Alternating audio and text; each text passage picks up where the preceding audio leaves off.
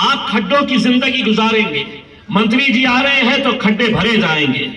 मुझे मालूम है कि आज इस देश के अंदर अगर बेईमानी का पैसा किसी के पास है तो नरेंद्र मोदी की भारतीय जनता पार्टी के पास और एकनाथ शिंदे के शिवसेना के पास यही काम करने वाले हैं।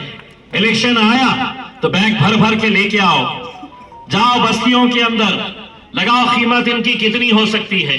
जैसा मेरे भाई योगेश भाई ने बताया कि 2.5 रुपया रोज के हिसाब से तुम्हारी कीमत तय की गई है। अगर कितना 5,000 रुपये दिए तो 5,000 रुपये तुम्हारे हाथ में अगर वोट की कीमत अगर वो लेते हैं तो 2.5 रुपये में तुम बिक रहे हो, बेच रहे हैं वो। आज लोकशाही को खत्म करने का अगर सबसे बड़ा बीड़ा किसी ने उठाया है तो यही भारतीय जनता पार्टी, यही एकनाथ शिंदे साहब की शिवसेना। बेईमानी की इतनी दौलत हो गई है कि हर इलेक्शन के ऊपर इलेक्शन जीते जा रहे हैं, और जीत रहे कैसा, जनता नहीं जिता रही है।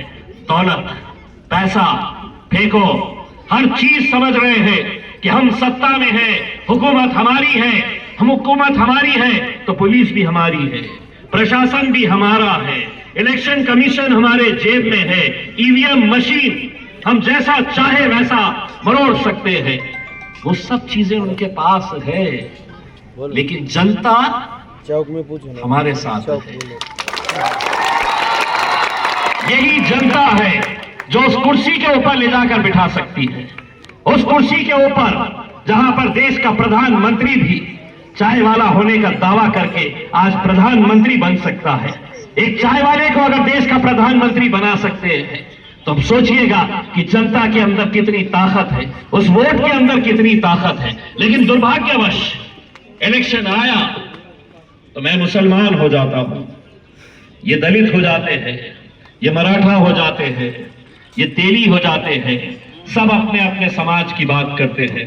मैं आपको वादा कर रहा हूं, मेरे जितने भी दूसरे समाज के लोग हैं, मुसलमानों ने जबान दी है आपको, जिताकर लाने की जिम्मेदारी मेरे मुसलमान भाइयों की है। हम अगर हर समाज के लोगों को साथ में जोड़े नहीं मेरे भाई, तो ये देश, ये राज्य किस राह के ऊपर जा रहा है आप अच्छी तरीके से समझ सकते हैं।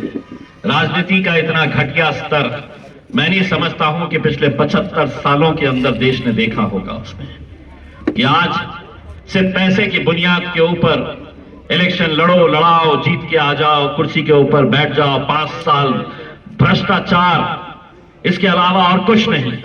जो इंसान इलेक्शन के वक्त में पैसा खर्चा करता है उसको मालूम है कि मुझे आने वाले 5 साल के अंदर यही पैसा इन्हीं के जेब में से वापस निकालना है करके, और वो निकालते हैं। आप सोचिए इनमें से कौन ऐसा धन्ना सेठ है, कौन करोड़पति है।